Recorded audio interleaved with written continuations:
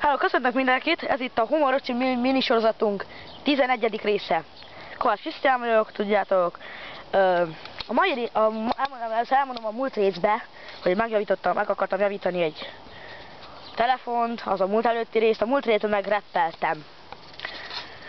Hát ami nem jött össze, nem sikerült a rap. A mai részben megmutatom, hogy egy barátom hogy tud focizni, milyen jól tud focizni.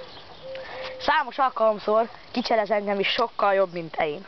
Nézzétek meg, mivel jobb, mint én. Nézzétek meg, szinte mindennel. Ezt nézzétek. Próbálj csak a dekázást. Egy új rekord, bravo, Apateo. Yes! Mutasd csak, hogy kell fejelni gólt. Ezt mindenki szeretné ezt tudni. Úgy, Andriska, úgy. Gól! Látjátok, milyen szép kapubonk van. Ez a kapu. Látjátok, milyen szép. Na, próbáld ki most, amit te tudsz. Mit akarsz még? Beszélj! Na. Hát félsz a labdától? Hát mi van veled? Ez most mi volt, Andriska? Fejelés, nem?